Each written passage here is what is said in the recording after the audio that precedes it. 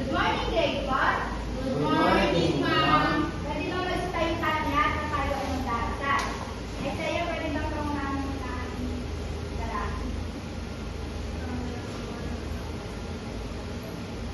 Our Father, who art in heaven, hallowed be thy name. Thy kingdom come, thy will be done on earth as it is in heaven. Give us this day our daily bread, and forgive us our trespasses, as we forgive those who trespass against us. And lead us not into temptation, but deliver us from evil.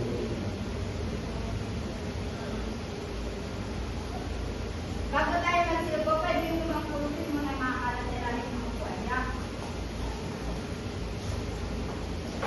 May absent ba sa mga kaklase mo ngayong araw? Bago. Bago tayo magsimula sa ating bagong talakayan, may naalala ba kayo sa tinalakan natin ng nakaraang araw?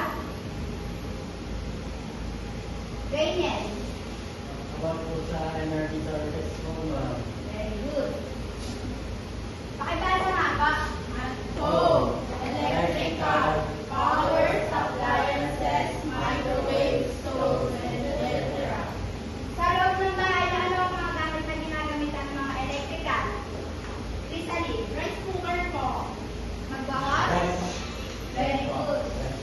Teacher, saan po electric power? Very good. Pakibasa nga po ulit. Mechanic power. Used by tools. Hand opener, etc. Sa bahay niyo ba may mga ginagamitan kayo ng mechanical? Mechanical? Opo. Ano yun? Ang baka? Pagbukas po ng ano. Diba ang mechanical ito yung ginagamitan ng katawan nyo or lakas nyo? Kung baka diba magbukas kayo ng diratan, may iba ba yung Para magtatagtag po. diba pag nagkatad kayo, katawan nyo yung nag-aalin nyo? Next, light. Diba sa bahay nyo may ilaw? Opo. Ano ang silbi ng ilaw sa bahay nyo? Ang paliwanag po. Bibigay po ng liwanag. Very good.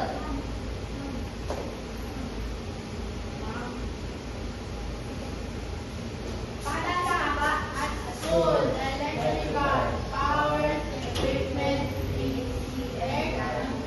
Sa loob ng school, sa tingin niyo anong mga bagay anong mga gamit ang ginagamitan nito ng electrical? Aircon po. Very good. Ano pa? Very good. Chemical. Electric device, batteries, and food. Sa tingin nyo, din sa loob ng campus natin, ano mga bagay ang ginagamitan ng chemical o anong bagay ang may chemical? Yan mo rin siya. Very good. Ito ba, wala ka bang idea sa chemical?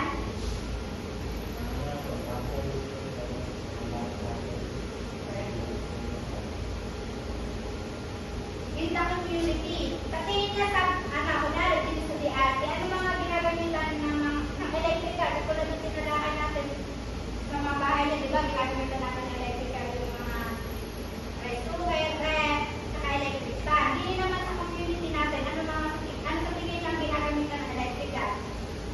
Makibasa po pa.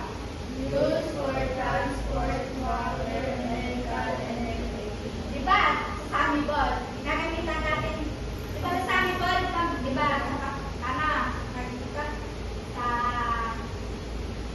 Halimbawa na lang sa gasolina, di ba gagamit tayo ng electrical na para yung gasolina malipat sa motor. Teacher, di ba malitin po dyan sa pwede. Solar power. Pwede. Very good. Solar. Di ba? May solar ba kayo sa bahay niya? Meron po, kasi po nagtirang. Mahalaga ang solar dahil kapag nawalan tayo ng kuryente, pwede natin gamitin yung solar para lumanan na tayo. Di ba may solar na nabibiling ilaw? Electric fan. Yung pwede gamitin natin kapag tayo ay sa brownout. Chemical. Fuel transportation. Sino ang may idea sa chemical? Martinez? MRT po. Very good. Mark? Very good. Ang gitna na ito yung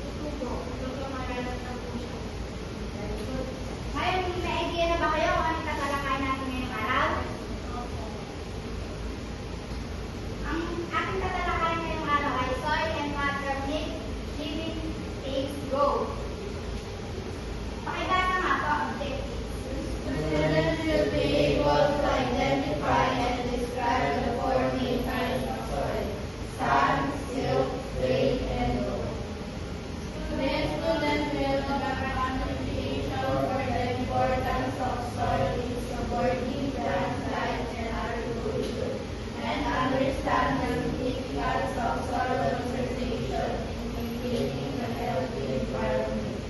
The students will participate in a small interactive activity to classify different soil types using samples or pictures and match them to plants that grow best in each soil type. Soil, pakibasa nga po.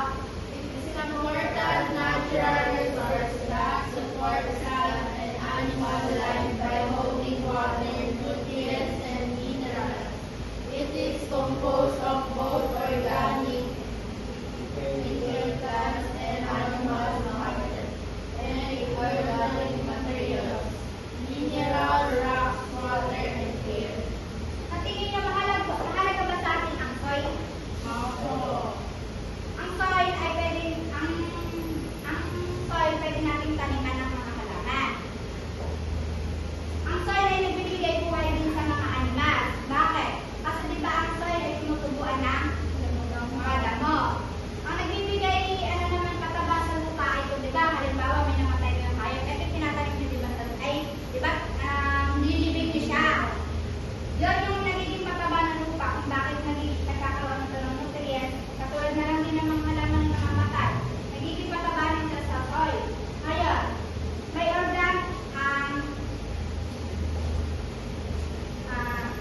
ditong organic and inorganic. Ang inorganic naman ito yung may minerals, rock, water, and air. Alam niyo ba ang minerals? Alam niyo guys? Ay, mga anak? Hindi daw po rock. Opo, yung po yung bato, di ba, teacher? Water, air. Ay, dahil sa nga po. The amount of organic matter in soil affects its color, the character soil having more. So, tingin niyo ba, itong soil na to ay may pataba? Opo. Bakit? Kasi po, teacher, ano siya? Yung parang po siyang pinagtigaan po ng pinagtigaan po. Nagsigaan na? Ang bato nga. Parang yung sa amin, teacher, pag nagtitigan si mama, yung lupa niya nagiging kulit. Parang nagiging mataba po. So, tingin niyo ba, itong lupa na to, magandang pagtaniman ng halaman? Opo.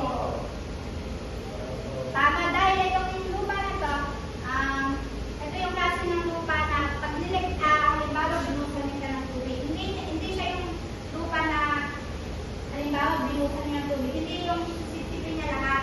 Kumbaga, limitado lang ng tubig kung nailigit niya. Ay, basa nga po. Soil types are classified based on their texture and particular size. Sand, silt, clay, and loam. Yung sand, silt, clay, and loam ay may iba't iba siyang texture. May malambot, may magasta, tapos may saktong lambot, may saktong sakto lang yung tigas niya, gano'n. May papalit ako sa inyo mamaya. Sand, nakabasa nga po. Particles that drain water quickly, neatly, in a sustainable form. That's like outline and action. Yung sand, hindi siya recommended pagtaniman ng halaman. Dahil ang sand ay magasta. Kumbaga yung texture niya, hindi siya yung pag binutan mo ng tubig, higupin niya yung tubig, hindi. Ano lang siya, parang mababasa siya pero matutuyo din. Hindi yung mag-i-stack sa loob ng lupa. Ang limitado lang din yung halaman na tumutubo sa kanan, katulad na lang ang carrot at saka radish. Ay, basa ako. Particles that hold water better than sand. Carbon minerals. It is more fertile than crops like corn, wheat, and Yung sink naman, ito naman yung lupa na limitadong tubig ang naiigop niya at mabilis siyang mapuyo. Hindi siya yung katulad sa ibang lupa na hindi agad siya mapupuyo tulad na lang ng puti. Di ba pag nabasa siya, madalas siyang mapuyo. At ang klaseng lupang ganito, at mabilis lang siyang mapuyo. Dito maganda rin kita yung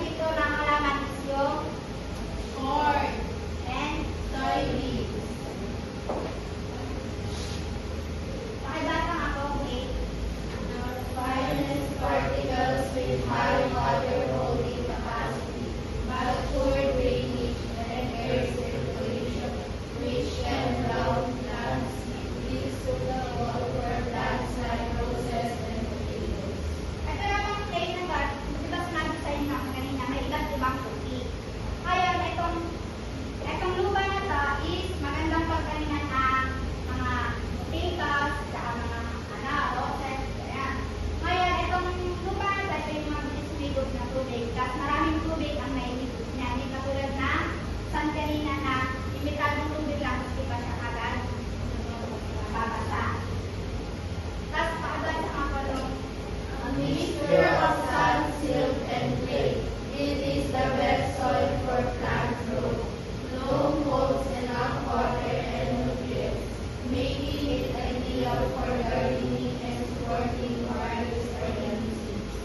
Ngayon, ang loam naman is may iba't ibang, sabi ba kanina may sand, silt, saka clay. Ngayon, yung bali apat na sila na pinagsama-samang texture. Ito yung lupa na,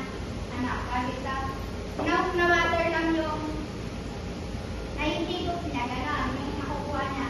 Tapos ang texture niya to is yung sand, silt, and clay. Saka yung loam. Yan. Maganda rin siyang pagtaniman ng mga halaman, tulad na ng mga bulaklak. Isa rito sa mga sinabi, nandito sa mo. Okay, diba sa mapa? Each soil type affects plant growth. These soils ability to hold water and nutrients. With loam being the most fertile and versatile for agriculture. Ito nga palang lupa na to, ito yung magandang pagtaniman ng halaman. Alam niyo ba kung bakit? Kasi itong ganitong lupa is parang marami siyang kataba. Kung baka mas mabilis tumubo yung halaman kapag ganitong lupa nila. Kesa yung tawag ito yung lupang sag, imitadong halaman lang yung tutubo sa kanan. Dito naman is maraming halaman na pwede tumubo sa ganitong lupa. Marami din siyang nutrients na ibibigay sa halaman. Let's see. What is your understanding about soil? Ano yung ang pagkakaintindi niyo sa mga iba't ibang pagkaintindi niyo sa apat na discuss ko ng sand, clay, loam, saka silt. Tingin niyo anong pagkakaintindi niyo kung bakit sila magkakaiba ng texture, kung bakit limitado ko lang lang yung pwede tayo kanila. Isaiah, Sa apat ko sa soil, dahil ko dito yung mga sand. Yung sand ko, na hindi ko parang mabilis ko matuloy yung water, which is hindi ko para po makapatay sa kain. Tapos, kaya naman po yung subay, yung ganaran. Yun po yung sinasabi nila na pinakamagandang pagtaniman dahil bukod sa nakakapag-stock siya ng water sa ilalim, kumbaga napituloy pa rin po yung nakakapag-stock siya ng water sa ilalim, tapos parang nagkasipag yung lupa. very good. Number 2, what do you think plants need to grow? Bakit mahalaga lumaki yung mga halaman? Bakit mahalaga maging Isaiah? Parang itatutulog ka na yata. What do you think plants need to grow? Siyempre po, ma'am, pag po yung plants na itatanim natin is makakapag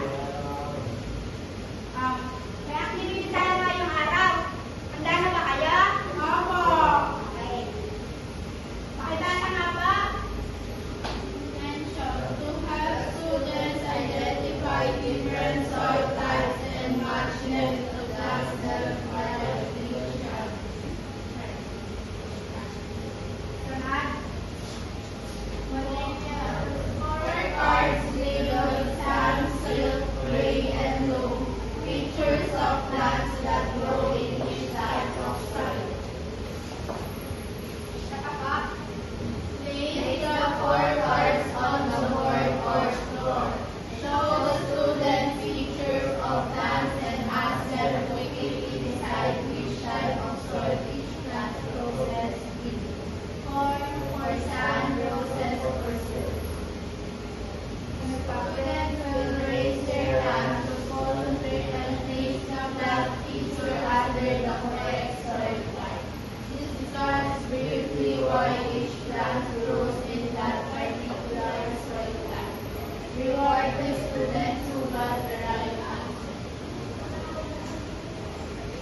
Pagbuhat, pwede ba makitigit ka? Kasi ako din mamaya.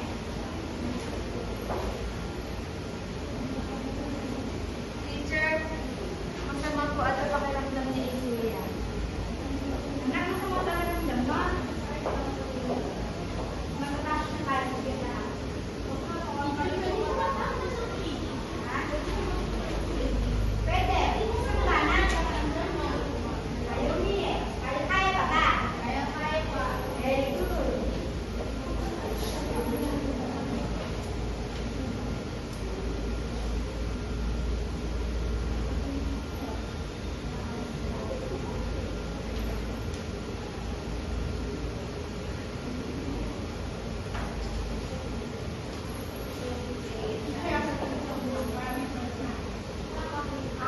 Wait lang po. Meron kayo si Ma'am dito. Iba't iba siyang klase ng halaman o bunga ng halaman. Ngayon, tatawag mo ka ng student para dikit siya kung saan ka siya nabubuhay na soy. Halimbawa, yung kamote, saan siya nabubuhay na lupa. Ang mga kasagot ay may rice. Ngayon, sila ang mga gustong tumagot. Rizalin,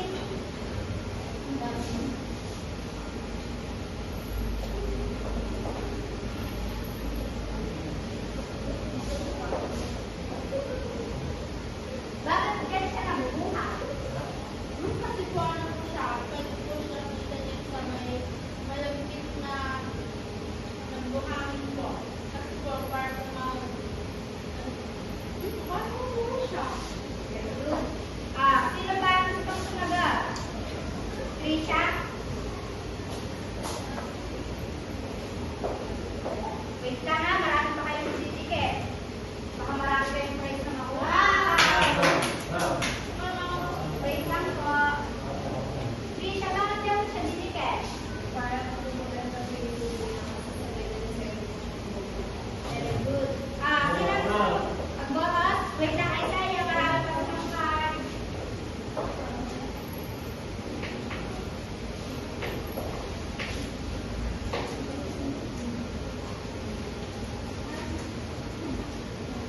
Mag-train bakit saan mo siya dinikit?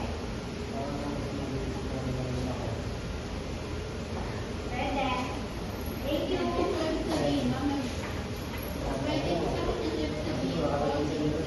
Depende kasi sa klase ng pakwan kung saan siya. Sino ba? Kaya.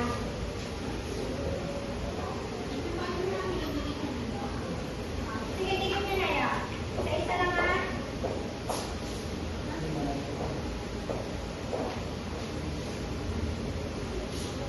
Isa yan.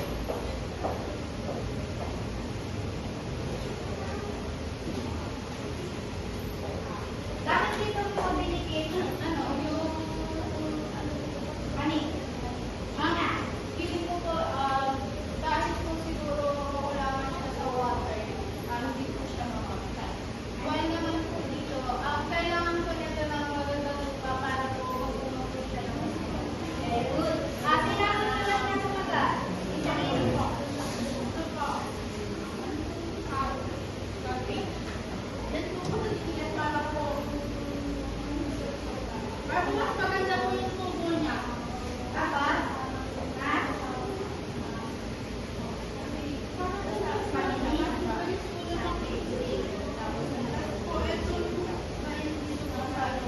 Bakit? Kasi?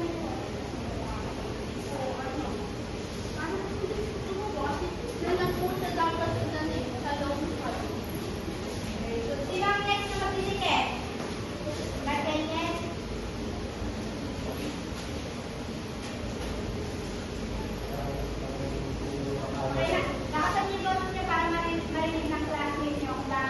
Para po sa mga nagtutulong ng ating para po sa mga po.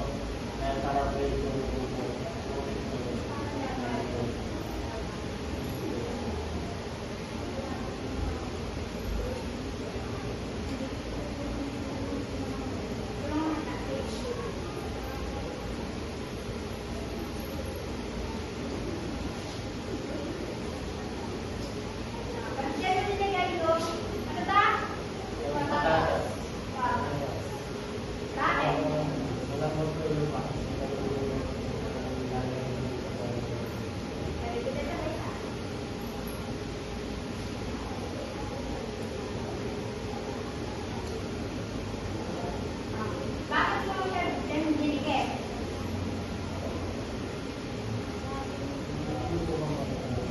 Gabi.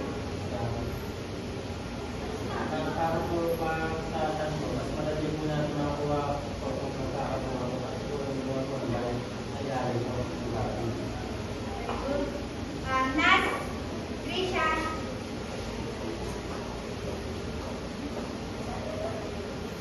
Teacher, bakit po kanina po parang nagdasama yung tutorial ko? Iba-ibang tao ulit kasi nalaman na. Mamaya ko pagkakot. Ba't yung po, ay, ba't yung dyan sa dinikit? Kasi po nakaka-observe po ng bata yung kailangan po ng banana ng Very good. May naiintindihan naman ba kayo sa ating pinalakay ngayong araw? Pag pinagsigan? Very good. Ano nga ulit ang mga ibang point?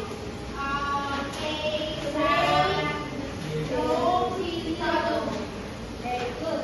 Kaya, pakalabas ang notebook nyo sa science. Pakisulat po yung assignment natin.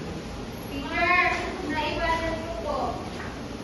Pwede naman po isang sa GC namin ng parents na pero dapat sagutan nyo at bukas. Okay na to. Kaya sino ang pwede magdasal sa Si Trisha daw po.